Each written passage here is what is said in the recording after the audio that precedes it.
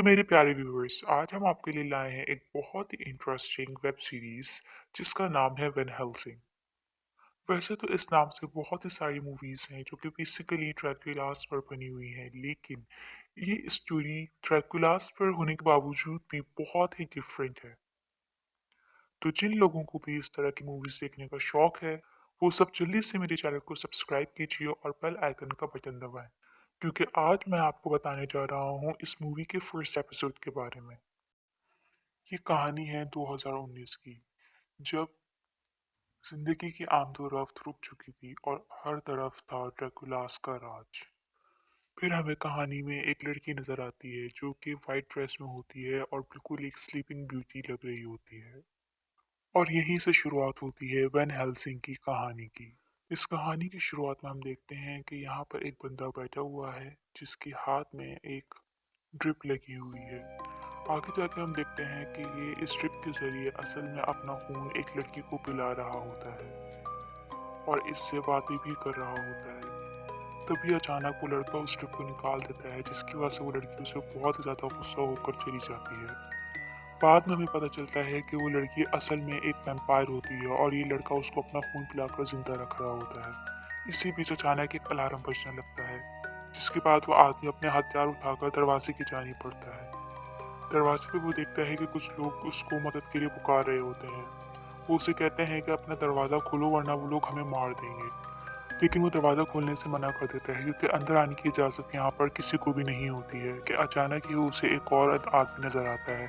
वो आदमी असल में उसका दोस्त होता है और अपने दोस्त को देखने के बाद आखिरकार वो दरवाजा खोलकर उन सबकी जान बचा लेता है। दरवाजा खुलते ही वो लोग जैसे तैसे दरवाजे के अंदर आते हैं और फिर वो आदमी दरवाजे को बंद कर देता है। दरवाजा बंद करने पर एक आदमी उससे कहता है कि मेरी बीवी और बच्चा बाहर ही रह गए हैं, तुम दरवाजा खोलो ताकि मैं उनको बाहर लेकर आऊं। जिसपे वो आदमी बहुत गुस्सा होता है और कहता है कि अब ये दरवाजा कभी नहीं खुलेगा। अब ये सब ऊपर की जानिब जाते हैं और इस लड़ाई में इनका एक आदमी बहुत जख्मी भी हो चुका होता है, जिसे ये लोग उठाकर एक बेड पे ले जाकर लेटा देते हैं। अब ये सब लोग अंदर जाकर उस जगह का जायजा ले रहे होते हैं। इसी बीच उस ग्रुप में से एक लड़की उस वैम्पायर के पिंजरे के करीब पहुंच जाती है और वो वैम्पायर उस पर एक बहुत जोरदार हमला कर देती है, जिसके बाद वो सब लोग बहुत ज्यादा घबरा जाते हैं।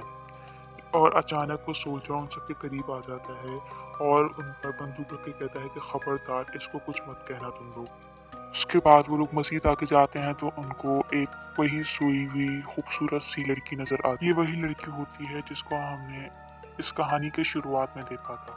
अब ये सभी लोग आराम करने के लिए अपनी अपनी जगह पर चले जाते हैं, लेकिन यहाँ वो आदमी जिसकी बेटी और बीवी वह बाहर रह गई, वो बहुत ही ज्यादा परेशान था।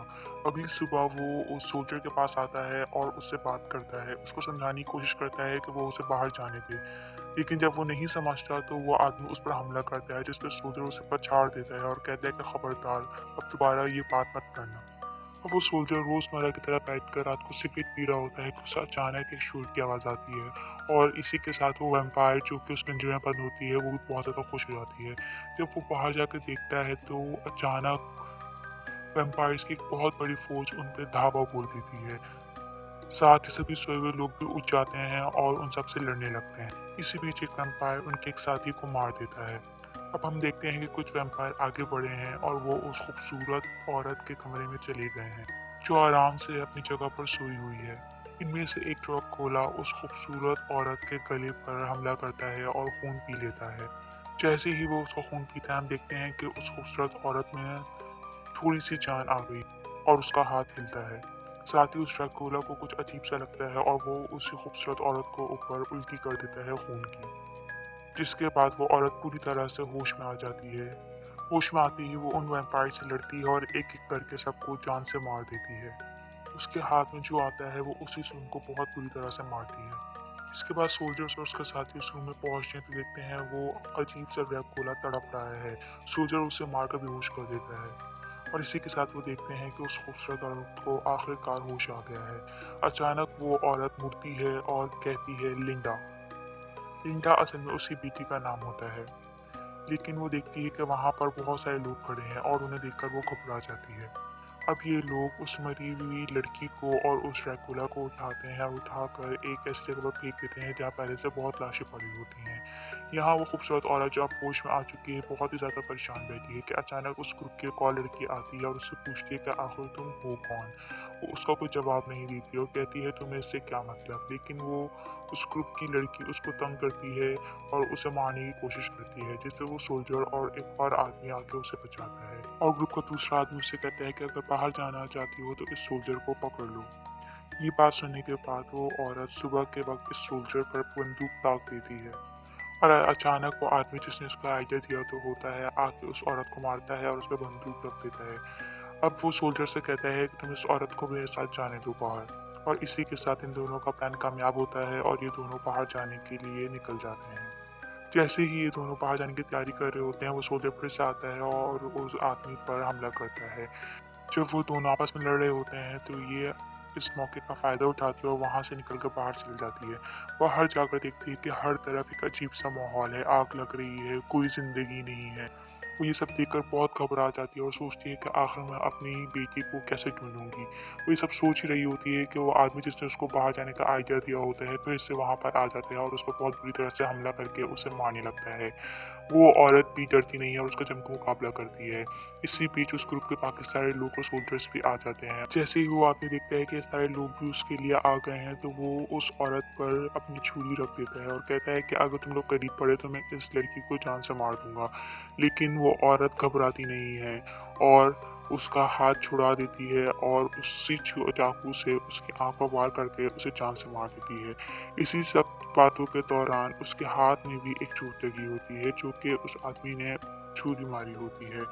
जैसे ही वो उस छुरी को निकालती है और देखती है उसके हाथ में जख्म है तो वो बहुत ही ज़्यादा घबरा जाती है, लेकिन वो जख्म आहिस्ता आहिस्ता करके भरने लगता है और कुछ ही सेकंड्स में वो जख्म बिल्कुल गायब हो जाता है, जिसे देखकर वो औरत और वो सभी लोग जो वहाँ खड़े होते हैं बहुत ही ज़्यादा परेशान हो जाते हैं। अब ये सब लोग दोबारा उसी जगह पर चले जाते हैं, लेकिन वो औरत भी बहुत ज़्यादा परेशान होती है क्योंकि उसने अपने अंदर एक बहुत ही अजीबो-गरीब चेंजिंग्स देखी होती हैं।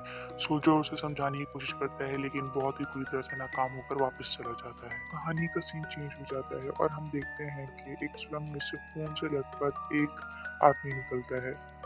ये आदमी असल में वही वैम्पायर होता है जिसने उस औरत को काटा होता है और उस पर उल्टी की होती है।